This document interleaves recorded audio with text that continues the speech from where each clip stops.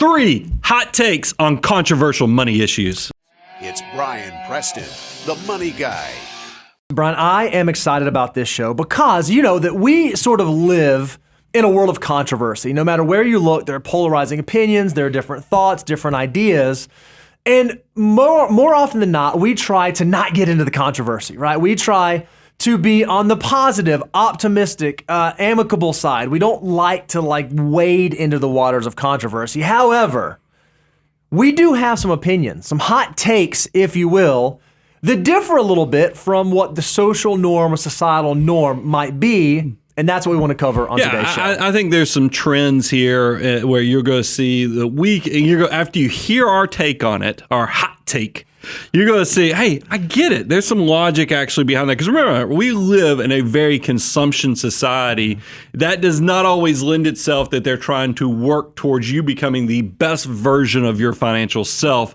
So, Bo, you ready to jump into these? Because I think the first one, by the way, I've noticed in the title we have here, I would substitute nice for fancy. Fancy. Okay. Fancy. I like that. Or, fancy. Luxury, whatever. I mean, you could do it. I mean, I wish I could say naked because people like it when I say that, but it's young people should not have fancy cars. So I feel like right now the entire crowd starts booing and people start hurling tomatoes at the Money Guy Show, because if you go onto social media, if you go onto TikTok, if you go on Instagram, if you go onto any of these places, one of the things that we are inundated with are young people driving these super fancy, super nice, super cars. And we have the opinion that not even just like the supercars, young people should not be driving nice, fancy, luxury cars. Well, yeah, I mean, this influencer society where they're constantly just whispering in your ear, hey, if you're successful, you should look like this. This is what success And I looks think like. this stuff actually has an impact on what seeps into the typical American out there, is because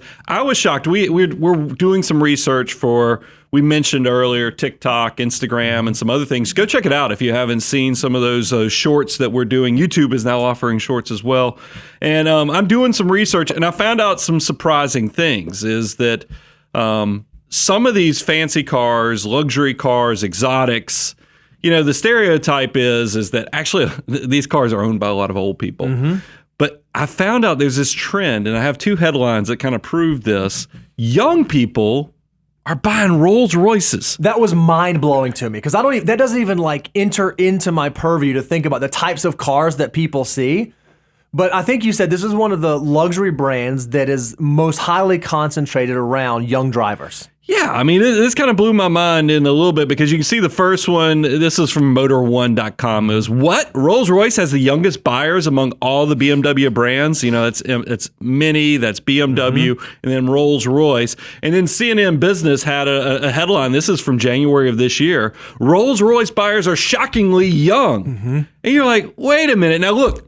We're not telling you, because I don't want you guys feeling good that if you have your eyes on a BMW or some other luxury brand, that you're doing good because it's not at the level of a Rolls Royce. You're making yourself feel better. But it does bring the point. And look, I want you to be the best version of your financial self. And one of the biggest things you can do is, in the beginning, when you're young, decades from retirement, decades from financial independence, get as much money working for you instead of spending that money, because every dollar you have in your 20s and 30s is exponentially bigger than what you put in it. And that's why, I show this. Now, look, I know inflation's blowing everything up right now, so maybe this dollar beer cost $3 or $4 and we can change this to $200 or $300 in the future. But I made the point when we went to a college to talk to them, is that this $1 for a 21-year-old has the potential at retirement to be worth $88.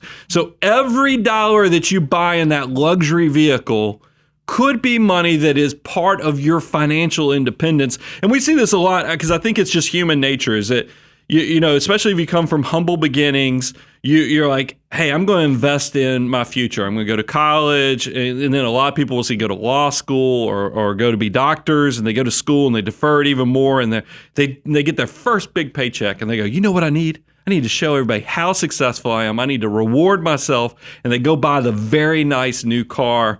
I have even a personal study on story I can share on somebody who made a lot of money right out of college in the IT field, and they blew up their financial life with one bad decision. I think what's really interesting is if you read any sort of financial media, you hear all about this latte effect. Oh, well, you're blowing it because you're going out to Starbucks, or you're spending too much money on these small things.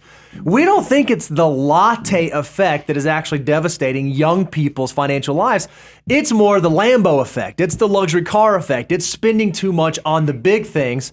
And we actually put together a case study to walk you through this. Now, I want to lay out for you two folks. These are two twins. They are sisters, Chloe and Zoe. Chloe decides that she's going to buy a $60,000 new car with a loan at 4% interest and put 10% down. So there's already some red flags. We'll talk about that in a moment. Zoe, on the other hand, decides she's going to buy a much more affordable car. She is going to buy a $30,000 new car with a loan at 4%. Interest, and because it is a less expensive car, her down payment, which is the same down payment, is actually 20% down. Chloe is going to finance hers over 6 years. So she's going to take 72 months to get this car loan paid off. Zoe, on the other hand, is going to pay it off in 3 years because she recognizes she doesn't want to owe money any longer than she has to. Chloe, her car payment, when you amortize it, is going to be $844.84 each month until it's paid off. So $844 over 6 years. Zoe actually has a lower car payment. It's going to be $708 each month until it's paid off. But because we want to have an apples to apples comparison and we want them to have the same level of cash flow, Zoe is actually going to invest that difference, the difference in $844 and the difference in $708. And we're going to assume that she can earn 8% because these are young folks with a fairly aggressive risk profile. So if we look at Zoe's profile, how much does she actually invest? She invests $136 per month for the first 3 years, right? That's the difference in the car payment between her and her sister. But then once she pays off her car, she starts socking away the whole thing, all $845 into an investment account. And she decides, again, to keep this case study equal, she will stop investing when her sister pays her car off. So we're just trying to see what is the true cost of this more expensive vehicle. Well, after the first 3 years, she's been paying $136. She will have accumulated about $5,523. Remember, her sister has not been investing. She's had all her money going in to pay off a car, going off to pay off a depreciable asset. Well, by the time we get to the end of the 6 years, and she's been saving $136 for the first 3, and then she was saving a little over $800 for the next 3, she would have $41,000 accumulated by that end of the 6th year. So not only does she have a paid for car, she also has $41,000 that's invested and growing for her. Her sister, who bought the more expensive car, all she has is a paid for car. Yeah, I mean, I think I love this because this is incremental decision making. I think a lot of things when you're young and you're starting out, this is 20s, 30s, and 40s and beyond, is every dollar you have, you're at a fork in the road moment of what's the best use for this to maximize my potential. And what I love when we do these side-by-sides, Bo, is that there is absolutely zero cash flow difference between these two individuals. It was just the incremental decision making. What do I do with my next dollar? And this is the part where young people can start at completely different levels and wealth and backgrounds. But then when they get to their 60s or 50s and people look back and go, why does so-and-so have so much more money than me? I mean, we've always made about the same amount of money. Why do they have stuff and I don't? How can they retire? Because, when somebody announces they're retiring at 55, you're like, what? How are... What? We graduate college at the same time. This is the incremental decision making all along the path of life.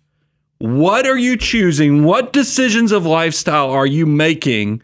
And how is that working to make you the best version of your financial self? Bo, give them the rest of the story. Yeah, so when you compare Chloe and Zoe, obviously there's this $41,000 difference that happened in the first 6 years, but that's only part of the story. Zoe, who decided to save that money, who decided to get soldiers in her army of dollar bills working for her, by the time she gets to retirement, without saving another dollar, that $41,000 can turn into almost $420,000. Said a little bit differently, The decision for her to buy a less expensive car, a more affordable car than her sister, resulted in over $400,000 of additional wealth at retirement at age 65. It's huge. These seemingly small decisions, remember the difference was only $136 difference per month payment, can have a huge, huge impact over the long term. Yeah, I mean, this is one of those things. And by the way, we gave you guys the benefit of the doubt. We did a $30,000 car versus a $60,000 car because we understand one of the biggest ways that can drive you saving money is to have a job and getting to that job consistently with a reliable vehicle. But there's nothing that says that if you have the ability, because my first car was a used car, you could do this even cheaper. And the stark difference, the incremental decision making and the opportunity cost is going to be exponentially bigger. I think the easiest way to think about this is driving a nice car when you're young could be a $500,000 decision in your overall life. And by the way, it doesn't stop there, because just because you drive the fancy car doesn't mean that you only have to think about the cost of it. This is something me and my wife, I keep going back and forth with her on, is that because when we even graduated to nice cars, meaning that we had enough financial security, we were buying nicer cars. I liked Acuras, I liked Lexus, because you're essentially buying a Honda or Toyota. We have veered from that path with an Audi, and I got to tell you, every oil change, my idea of an oil change was like $50, $60. Now oil changes cost hundreds of dollars because it's like synthetic, oil that you have to do, and then they try to shake you down for a bunch of other stuff because by the way, you can't go to Jiffy Lube to change a luxury car oil because they don't keep those filters, and it's a scam. The whole thing is a scam that gets me upset. Don't fall in this trap. It's okay I fell in this trap because it's not going to ruin my financial life. But if you're a 20 or 30 something, you fall in this trap early, you're going to just regret the day that you bought this money pit.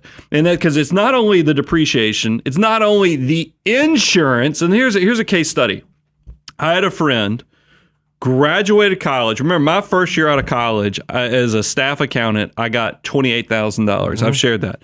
This individual's starting salary, now this is back in the 90s, was over $60,000 in the IT field. That's huge. He felt back rich, then, that's right? huge. I mean, that's still good money now. But back then, it was like, holy cow, this person graduated and got paid twice what an accounting major gets paid right out of college. So he rewarded himself, traded in a paid-for Ranger. By the way, Rangers are some of the coolest cars out there now. You've seen all these social media. I mean, they do a lot of cool stuff. But he had a paid-for Ranger, traded in on a brand new hot red Camaro. Oh, yeah. Oh, yeah.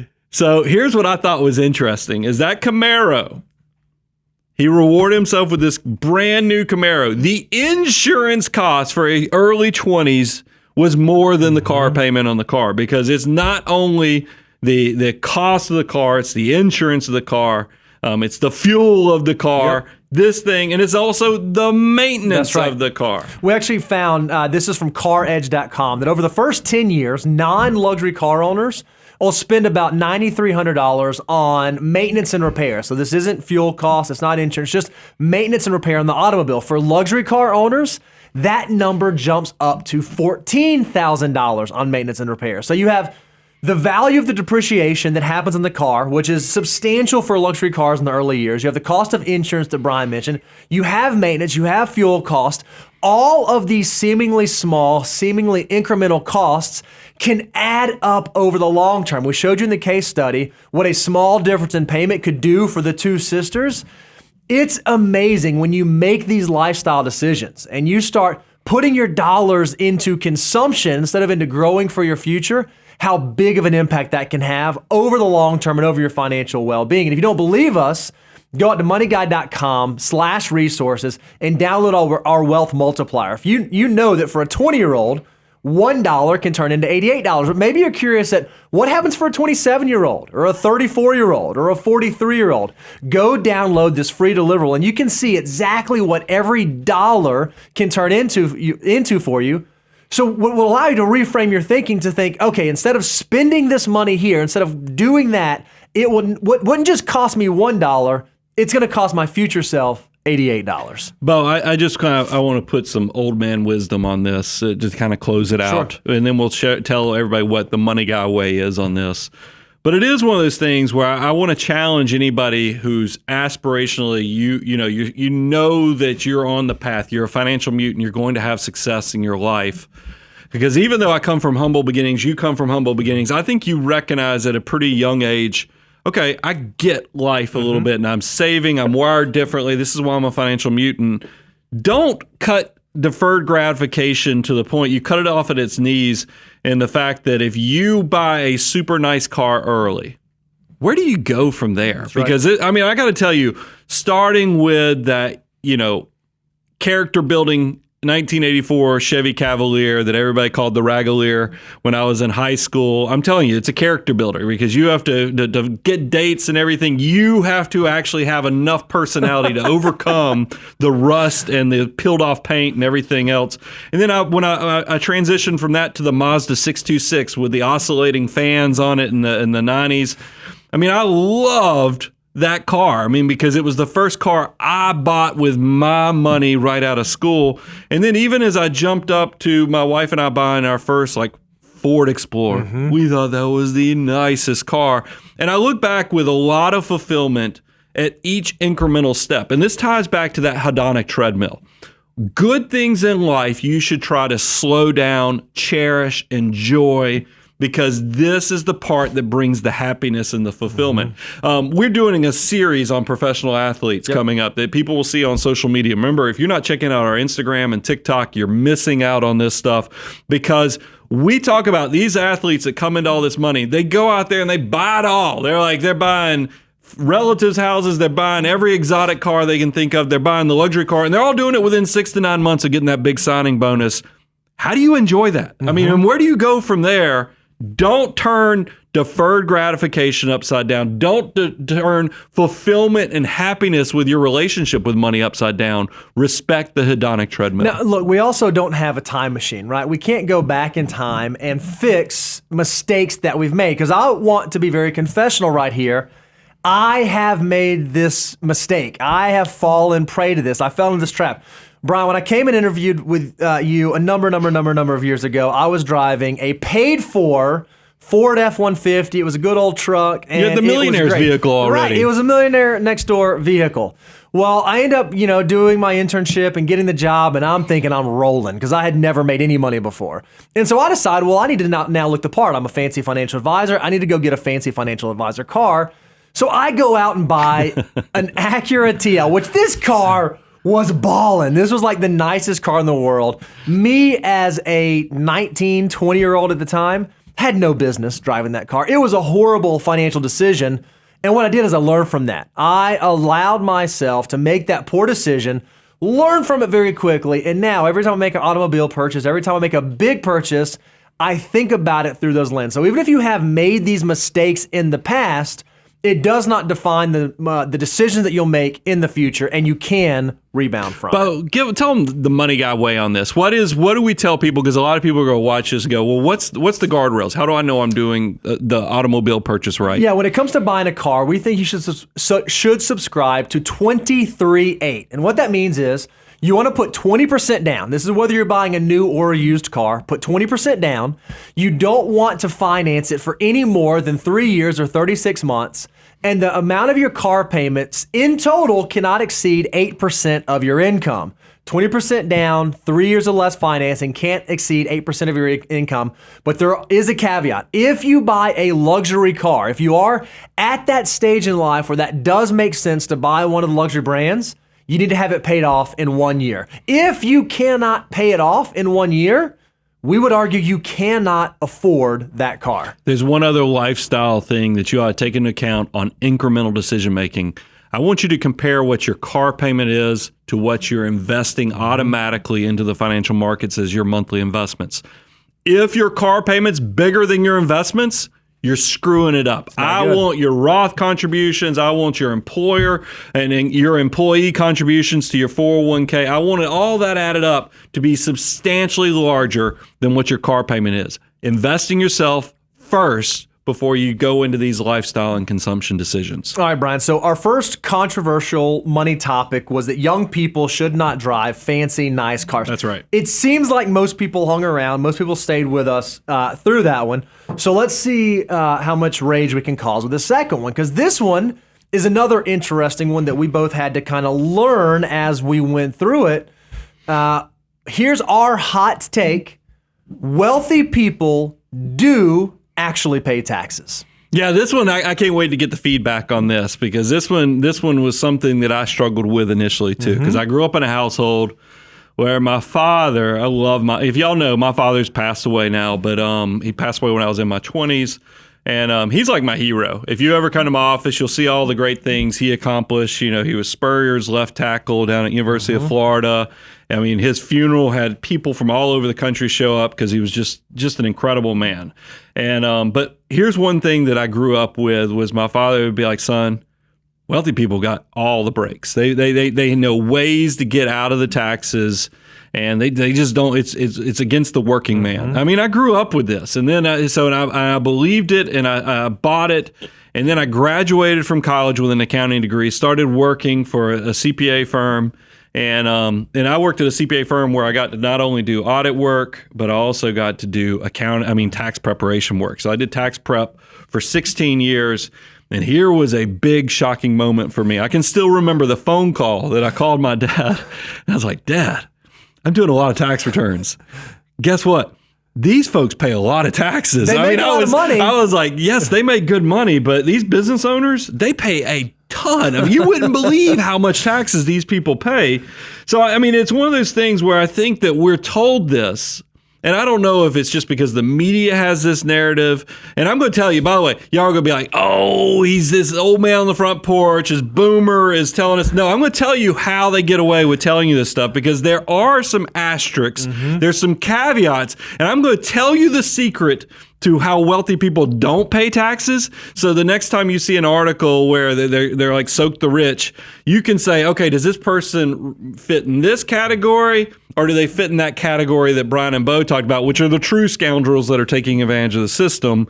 But this is the thing I want you to understand, that if you hang around enough business owners and people who make money, the lion's share are paying a lot of taxes. Yeah, let's look at the actual data, the actual hard numbers. What you can see is this is data compiled from the IRS and the Tax Foundation.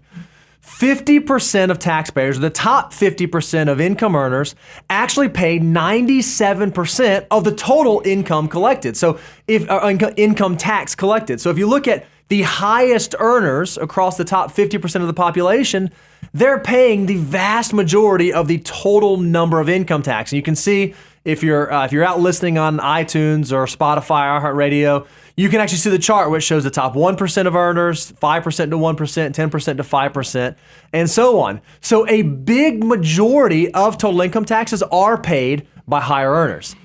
Yeah, I think let's get actually, because just in case you are listening to this while you're vacuuming, working out, whatever, and you can't get right to the chart. I thought it was very surprising that the top 1% that made only 20% of the earnings actually paid over 40% of the taxes. That was kind of shocking to me. I mean, it was to think about that top 1%. We hear about the 1% all the time. They make 20% of the income, but they pay 40% of the taxes. That's not something you hear on the nightly news, or you hear when somebody's telling you how the system's rigged. That's exactly right. If you even go to a more contract, because you said, okay, guys, well, you're talking about like the top 50%. Well, let's get more granular than that. Let's get a little more specific. If you actually look at the top 10% of earners in this country by income, they actually pay 70% of all federal income tax collected in the United States. So 70% of the total tax bill is footed by the top 10% of earners. So it is not an accurate or true statement to say that wealthy people or high earners do not pay their taxes. Now, this is what you're alluding to earlier, Brian. Are there some exceptions? Are there some unique things that take place then maybe do make the spidey senses go off a touch. Oh, yeah. Let's talk about the outliers, because this is the way you can always spot who's actually not paying taxes, and this is who the media loves to hold out. It's not your local business owner. It's not your local manufacturer. It's typically, pay attention to this part, because this is who, when you listen to the news media talk about it, you'll be able to apply this filter and be like, oh, I kind of get it now. I see how these people are escaping their obligation and not paying their fair share of the taxes. If the person's income, the source of it, the geographic location of the income creation is very gray. And look, we live in a world now where a lot of these billionaires are making their money through technology, the cloud. Where is the cloud? I mean, seriously, where is the cloud? Am I supposed to answer no, that? it's one of those things. That's why when you hear where the IRS is going after an Amazon or an Apple or something like that, it's because they're using safe havens in Ireland and so forth. That's what's happening, is that these billionaires and others are using the ability, the grayness or the inability to know exactly where the income creation occurred to their benefit. That's right. Now, run that through the filter. Think about the business down the road. You know, I grew up in McDonough, Georgia. The largest, now it's closed now, but the largest factory in town then was Snapper Mowers. Oh yeah, the lawnmowers, which is the lawnmowers. Now look, they're gone, but at the time when Snapper Mowers was what everybody wanted, that ugly turtle riding lawnmower in their yard. You know, when you see all the idealistic pictures of what the 70s and 80s looked like when we were wearing our racing stripes and bell bottoms and all the other stuff. That business was paying probably a lot of taxes, because if we knew where they were manufacturing that riding lawnmower, and it's just like your service providers right down the street, your accountants, your attorneys. You know where they live. You know where they're creating their wealth. I mean, there's even like the IRS chases around professional athletes because they know when you played that football game. So every state, well, I said the IRS, but really it's the state taxing authorities follow these athletes around. They do the same thing, I'm sure, to Justin Bieber and others.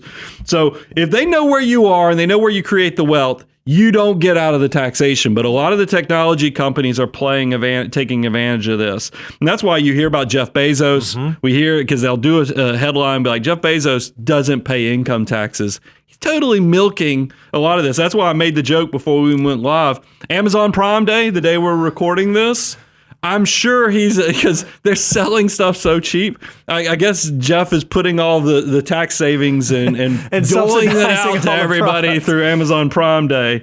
It's also, I mean, Amazon does this through tax credits, through playing the international game.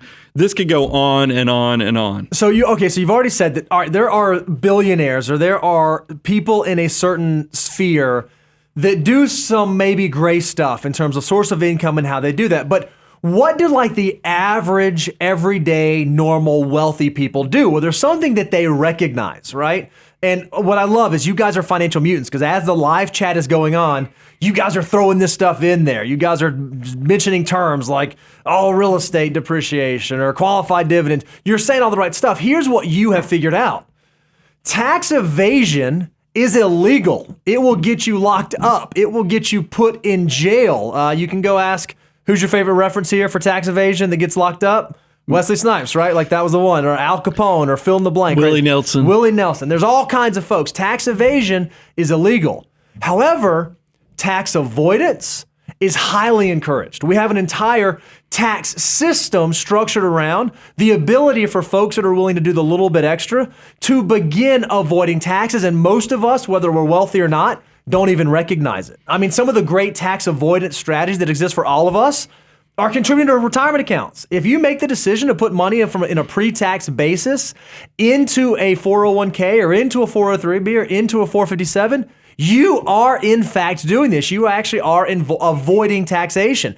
If you're someone who itemizes the deductions on your tax return, you are maximizing your ability to do tax avoidance. I think that what we see a lot of are wealthy people understand these things. They understand how they can use the tax system to their advantage.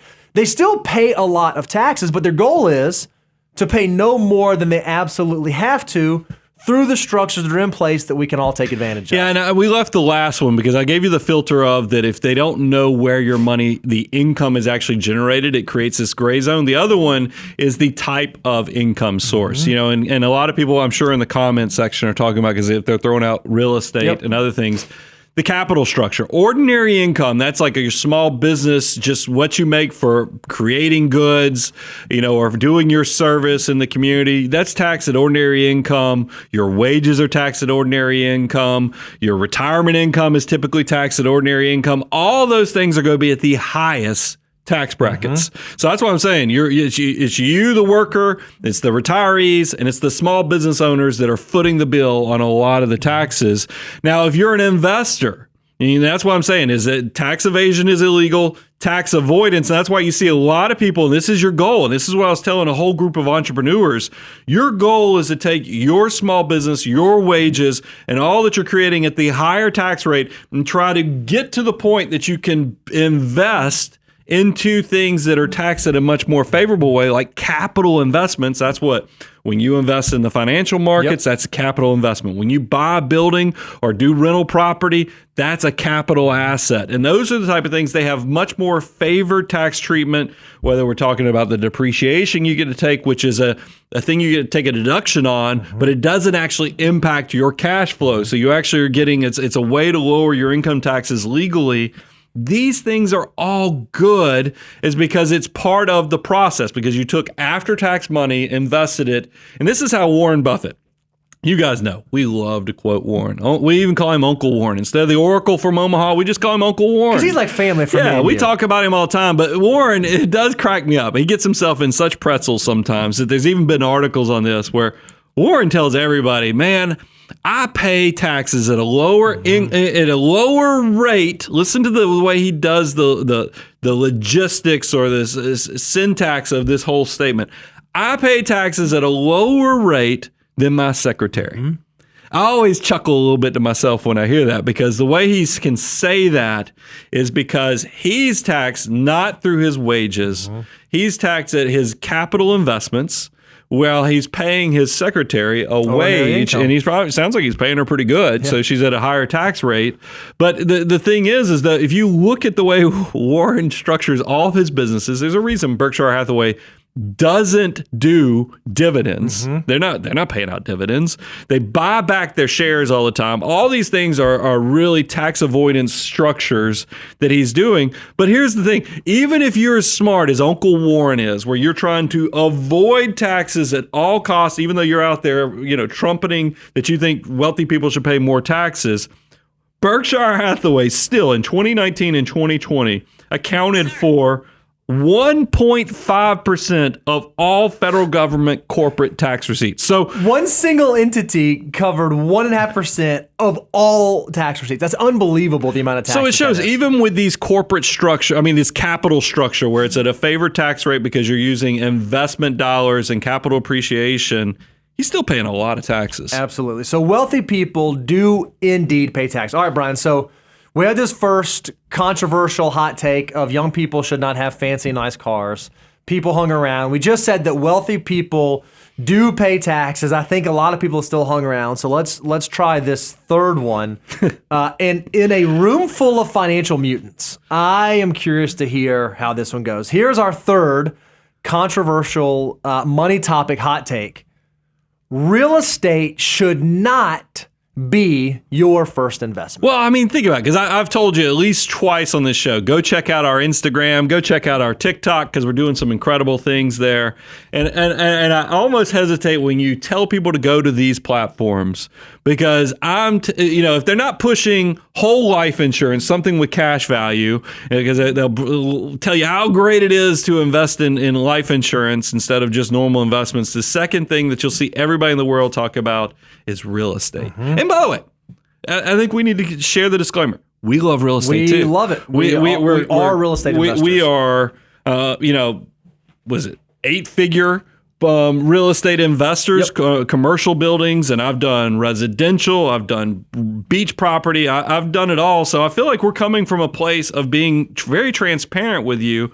But this is not where you start. And I think we need to give you the perspective so you don't get caught, because I love it when I get to say it, swimming naked. Because that's what real estate can be very dangerous. So I was trying to think about a way we could make this make sense, how we could like lay this out. And so this is the example I came up with. Brian had a wonderful time making fun of me for it. And so we're going to let you in on the secret so you can make fun of me too. Just so everybody knows, as you're going through this example, I had a Robbie Knievel, which is Evil Knievel's son example, but this is what we went with. So go ahead, Bo. All right, so here's the deal. I enjoy working out. It's one of my favorite pastimes. I really like to do that. And in this season of life that I'm in, my workout of choice is CrossFit. It's what I like to do. Well, those of you who aren't familiar with CrossFit or don't know what that is, there are like some complex movements in there. Here are some pictures. Yeah. You know, there are things where you lift very heavy weight over your head and you do unique movements and you're on rings and you have to like muscle your way up there.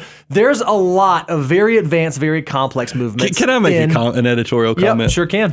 Because I will tell you, this stuff is hard. I mean, there's a reason I don't do CrossFit, because that what they're doing, you probably know who that is in the picture. Yeah, I know both of them. Yep. So who's that in the left? I think that's Nick Urenker. Okay, so here's the thing.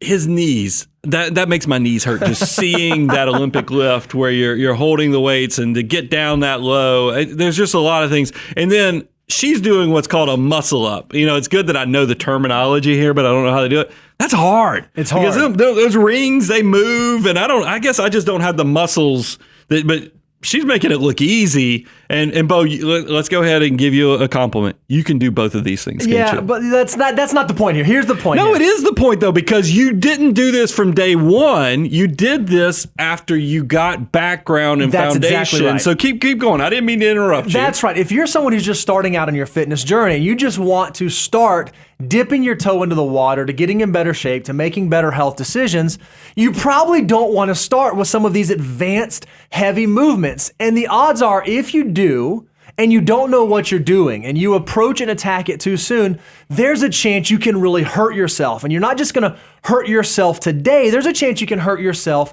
over the long term. Well, your financial life, the way that you approach investing dollars is no different. We would argue that real estate, as it relates to your financial journey, is an advanced thing. It is further along in the financial journey than your first step. And if you get into it and you do it poorly or you do it wrong, or maybe it's not even your fault, something happens outside of your control, it can have a huge negative impact on your long-term ability to continue to build wealth. Yeah, I mean, because let's talk about the benefits of it and why they have a catch to them is that, I mean, you get depreciation, which like I've shared it earlier, is something you get to lower your income taxes with, but it doesn't actually have a cash flow issue to you. I mean, with doing cost segregation studies and all these other advanced strategies can really do a great job of you getting back even the money that went into the initial investment. They also are lower tax rates. Long-term capital gains rates are much better. You can do 1031 exchanges. I mean, this stuff is all super exciting. And on top of that, you get leverage growth, meaning you put down just a little bit, but you're taking out a lot of debt. But if this thing's appreciating, there's a chance that you're getting exponential growth. What could go wrong with this? And that's the part that I just wanted to share is that, yes, there's some super exciting things about real estate, and there are some huge tax advantages of doing real estate. But here is the problem. Real estate, because it is higher risk with the leveraged debt, is something that you better have deep pockets. And that's why I've shared this before, there's a CPA, I love following his social media stuff, and I hope you'll go check out our stuff too, whether it's Twitter, Instagram, or TikTok, because we're doing some really cool content on there. But he had this whole thing of real estate versus your 401k. And it made me mad because he was talking about all the depreciation, the capital gains rates, the cost segregation studies.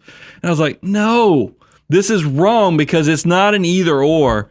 It better be both, because if you do this right, and we'll get into a greater detail on this, you're going to have both, because you're not doing the real estate, especially commercial real estate, until you're already deep enough in the foundation in your wealth building process that you can weather any bad storm, whether it's, because remember, extroverts, volatility of the financial markets, volatility of the real estate market, unemployment, market cycles going down. All this happens at the same time. It's not like real estate, you pull it out of the hat and it's every 2 year, it's only twice every decade you're going to have a real estate. No, they all happen together.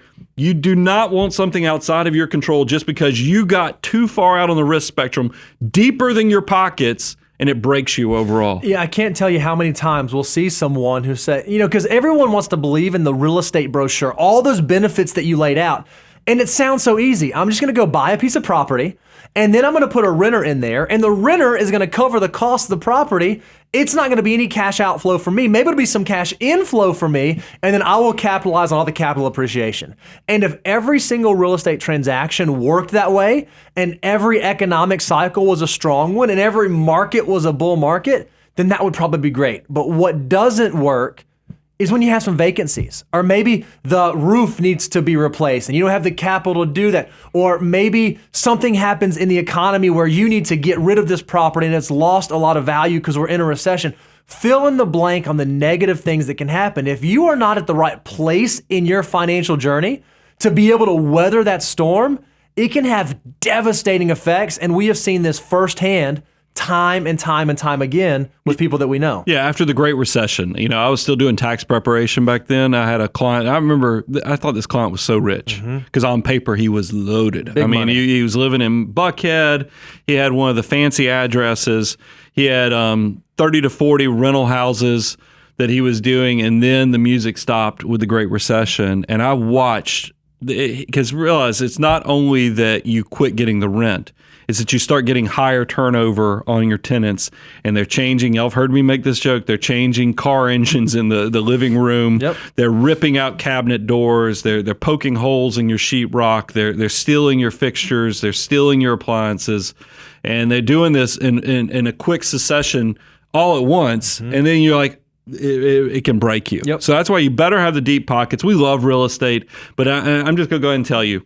The answer is, and I'm holding it up, and we've got it on the slide too, the financial order of operations. Real estate falls as step 8. We love real estate. Take advantage of all the opportunities, but build that solid financial foundation that comes from steps 1 through 7 of the financial order of operations. So go to moneyguy.com/resources. You can also download this free deliverable to look at. If you want to accelerate your success and your wealth building and your financial independence, I want you to go to learn.moneyguy.com because we actually have a net worth tool as well as a deep course on this financial order of operations, and it will keep your financial life out of the ditch. Yeah, I think it's so interesting, Brian. The world wants to tell us what we should do with our money, and it wants to give us all these ideas about how we should consume and how we should invest.